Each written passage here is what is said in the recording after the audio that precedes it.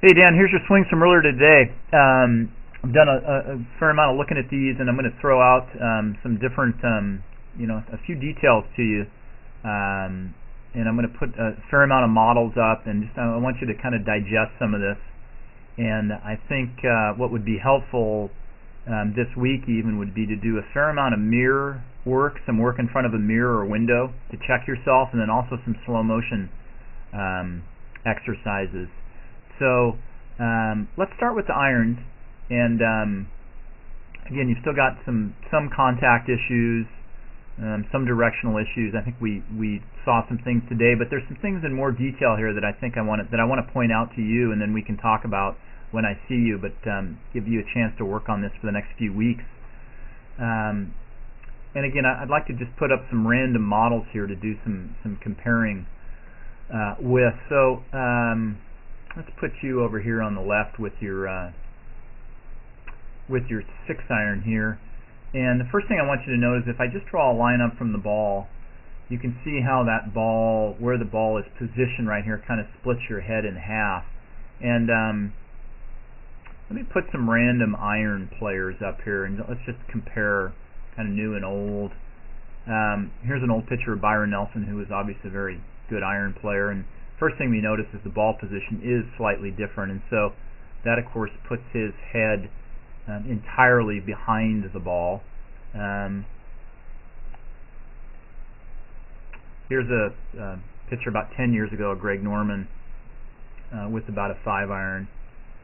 You can see that he's got a big hat on, that most of his head is behind the ball to start, and the ball position is slightly more forward. Here's a picture of Adam Scott. This might be a potential model for you as well. 6-iron off the ground, as you can see here, and you'll notice here that his head and his upper body is quite a bit more behind the ball than yours is at this point. Perhaps a little bit with the ball position, but that's something that continues to surface, and I'll take it a step further here when I show you kind of what goes on in the backswing. Here's a picture of there's a Tiger Woods picture with actually a 9-iron, and you can see that his entire head is behind the ball. And so I think a combination of perhaps a slightly more forward ball position, and then just positioning this whole upper piece, upper torso and head, this whole piece here slightly more behind the ball is going to be necessary as we move forward. And I think part of why you've done this, getting your upper body and your head a little bit ahead of the ball, is because you hit it fat. And I'm going to show you what happened on the swing that we got where it was quite a bit fat. Let me just throw a couple other models up here.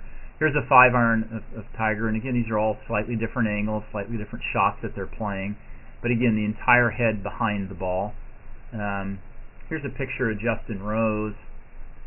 Almost looks like he's on an uphill lie here for some reason. I'm not sure what he was working on, but you can see his entire head behind the ball.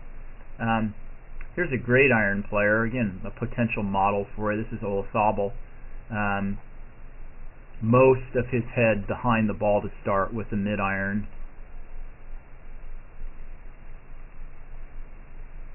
And definitely on this one. So I don't see anybody amongst these models that has the position of the head and the upper body like yours to start. Now what's interesting is on this shot that you hit really fat, and we talked about this, and this has been in your correction, but really it makes it almost worse, is so here you start, and you can see that now you've moved your head and your upper body even more in front of the ball, thinking, unfortunately, that will help you get the club to bottom out more over here. But it doesn't happen. In fact, it's one of those opposites where you have to somewhat fight your instincts. The other thing that happens, and again, what I see here is you've just hit one fat, and so now you've taken this whole piece here, your upper body and your head, and you've actually moved it more this way. We can see now that the tip of your right shoulder is actually out in front of your right hip and your right leg.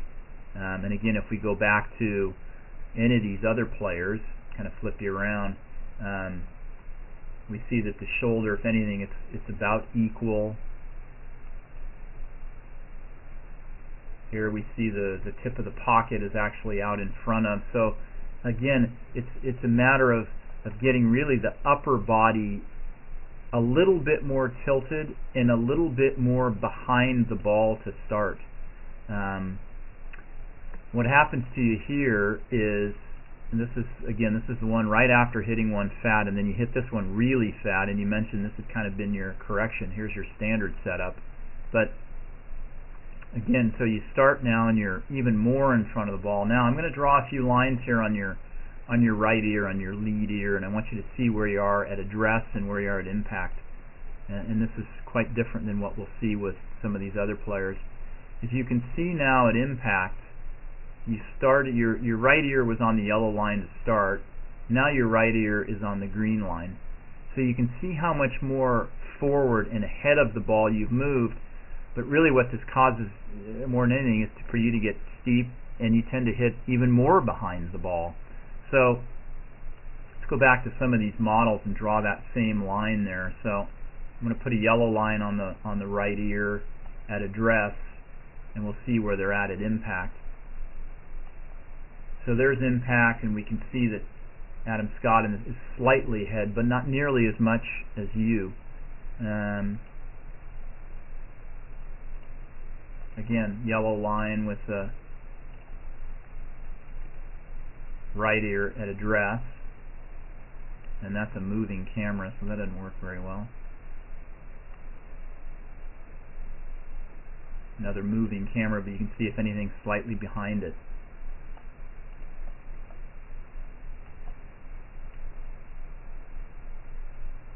Pretty much right where he started. Again, here's a great iron player, so if we track where his right ear is at address, pretty much the same spot. So we don't see any of these players. Here's the other picture of Olazabal. So again, yellow line, right ear at address, just a smidge ahead of it at impact. We don't see any of these players who has their upper body and their head this far ahead of the ball and having moved it that far ahead of the ball. And I think you do this instinctively, unfortunately, because you think it's going to allow you then to get the club to bottom out here, but that's not the case at all. Okay. The other interesting thing here, just looking at your, let's go back to your more neutral one. So again, this would be some good mirror work today. This week. Really just trying to get your most of your head to this side of the ball, behind the ball to start. Now I want you to notice something here in some positions up here at the top of your swing. We talked a little bit about this today. The first thing that's interesting is notice the angle of your eyes. Your eyes are actually angled kind of downwards. The other thing you see from this angle is, and we mentioned this today, is your right shoulder is very, very low, and your left shoulder is very, very high. So again, let me run through just these various models, and we'll do a quick comparison on those two things. So here we can see up at the top, the eyes are much more level, and the right shoulder obviously is a little bit lower than the left shoulder, but not nearly as much as you. Look at the Adam Scott picture. Up at the top, again, eyes and bill of the cap much more level than you, shoulders more level.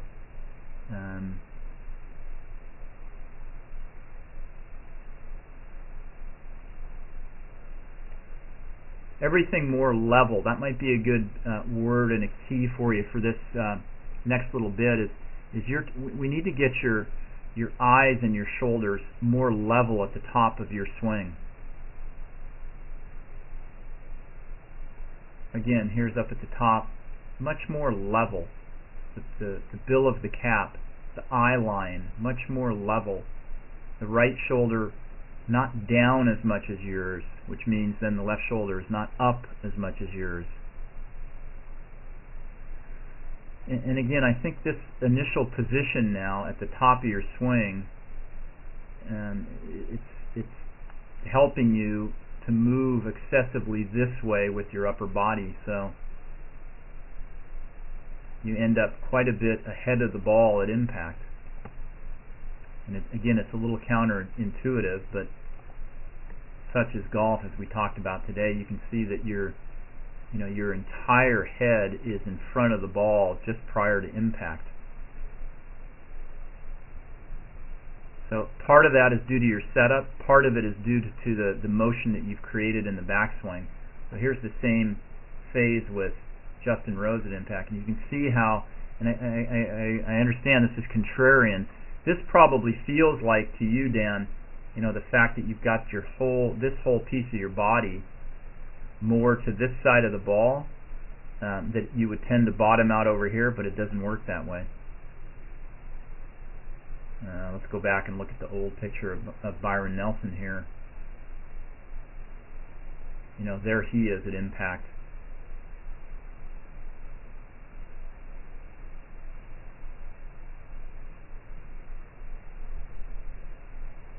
Bad shutter speed here, but again, you can see the entire head, behind the ball. So these are some things that I want to continue to and start to work on with you. So again, if we could just get you set up and you can do this by adjusting the ball position just a little bit, bumping the hips forward helps, so that even if the ball was where that red ball is right now, I think you'd be in a better position to hit an iron right now. And then as you get to the top of your backswing, I'd like you to feel more level. I'd like your eye line to be more level. I'd like your right shoulder to be a little bit higher and your left shoulder a little bit lower. And then we'll just keep an eye on that.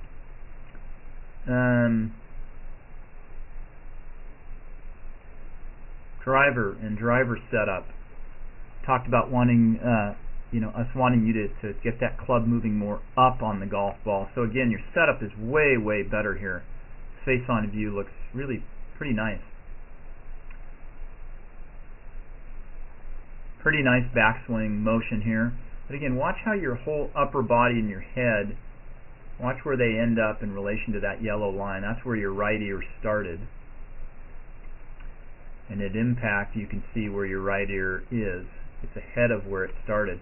And when we drive the golf ball, in order to, part of the piece that allows us to hit up on it, it's got to be a little bit of the opposite. So let me put a couple of good, really good drivers of the golf ball up here. Here's a vintage Tiger from 10 years ago. And so if we put the yellow line on his right ear when he starts, you can see where he is at impact, slightly behind it. Okay. Here's Jason Gore, who we've looked at in the past, who's one of the better drivers of the ball in the world. So there's the yellow line at address, and look where he is at impact. You can see slightly behind it. Here's a Peter Jacobsen shot. And so again, these would be some good things for you to practice in a mirror in slow motion,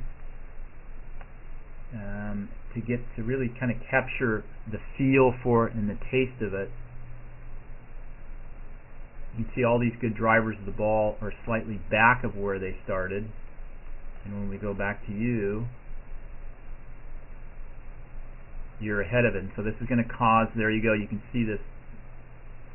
That's part of why you're continuing to hit down on the golf ball.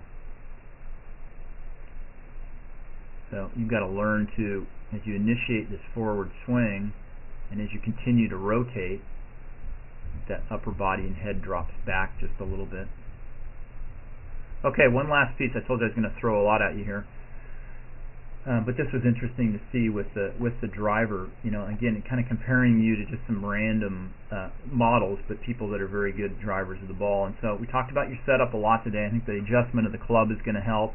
You really have to pay attention to not getting the shoulders and the upper body open or pointing too much to the right. But again, you've had this problem, kind of chronic problem of hitting the ball towards the heel, where you feel like the club is going out and away from you on the way forward. But I want you to notice where you are up at the top of the swing here. and specifically where your hands are in relation to your body up here at the top. And I'm going to show you this by just drawing a straight line down from the butt of the club. So that's where your hands are at. And look where your hands and the butt of the club are in relation to your body. You can see how far behind your body they are here. So I drew that line straight down from the butt of the club. Now let's just look at some random other players, and I'll let you compare that. So here's Robert Allenby, who you watched play at the PGA this year. Again, obviously a different body type and some other things going on, but all right, there he is at the top of the swing. So if I draw that same line down, look where his hands are. They're pretty much over the front part of his pocket. Here's Hunter Mahan, who's been accused of somewhat having a flattish swing. But even he, at the top of the swing, the butt of the club and his hands are kind of over his back pocket. Yours are behind your pocket. Here's a more recent picture of Tiger.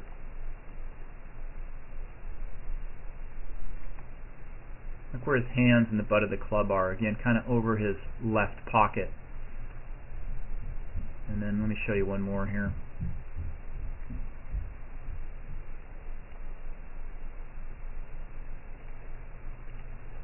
Stuart Appleby.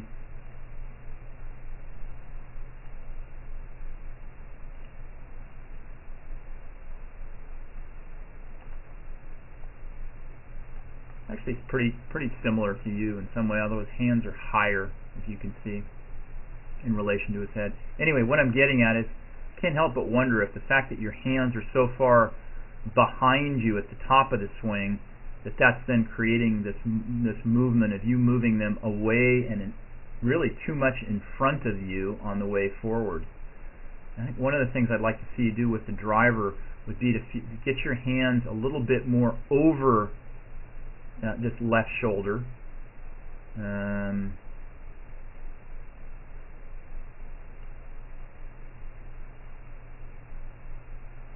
little bit more in that fashion, where your hands feel like they're more over you, or a little bit more in front of your body rather than so far behind your body. It seems to me that your hands are quite low and behind your body, and then that is part of why that you move them away from your body and really kind of too much in front of your body on the way through, which is what creates those heel hits. Might have to feel for a while like it's a little bit more like this up at the top.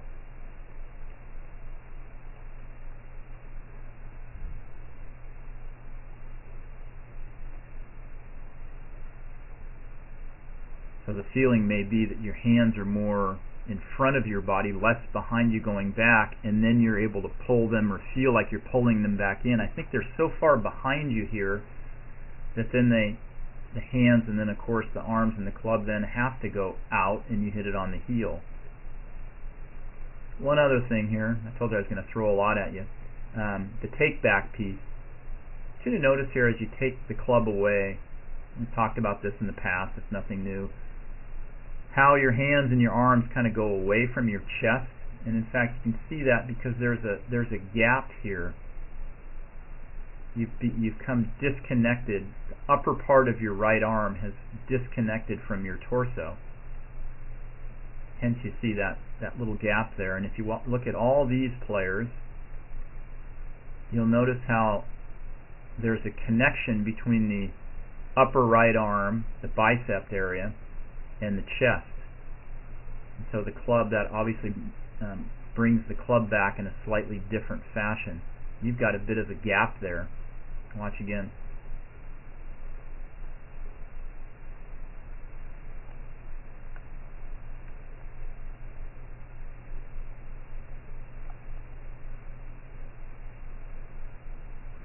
See how this stays connected. So one way you could certainly feel that would be to just put a T in the upper part of your armpit when you set up, Dan, and make sure that T stays there. It's just in your takeaway here, just as you bring the club away,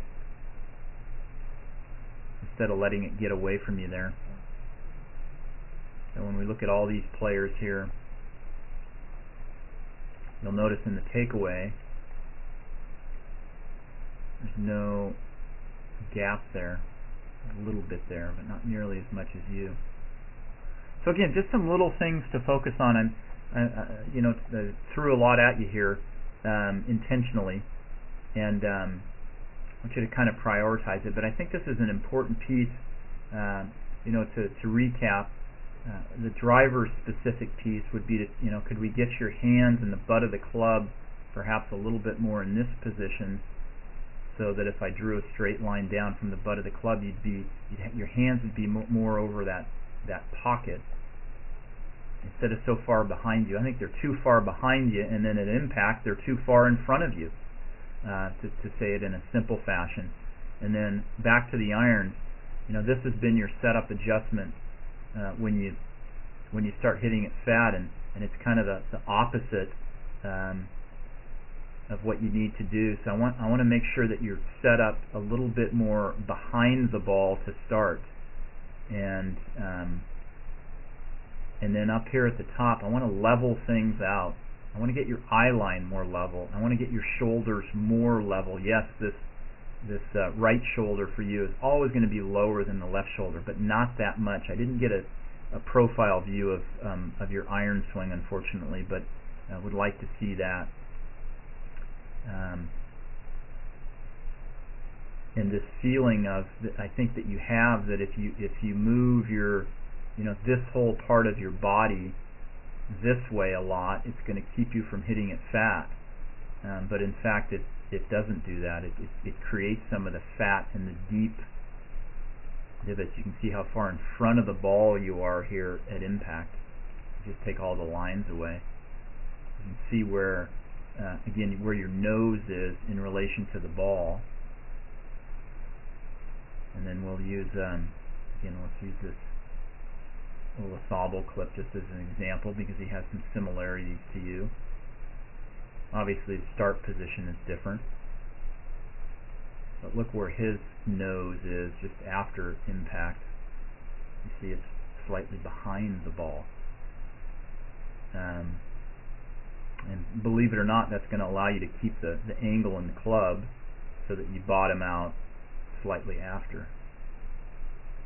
That's a counterintuitive piece for you. So those are some good things for us to kind of work on, through the winter, and keep an eye on those pieces and take them one at a time. And right now, again, to reiterate, get in front of a mirror, do some slow motion work, start to create these more optimal positions that I showed you with the different models in slow motion, and capture the feel of them, experience them on your own.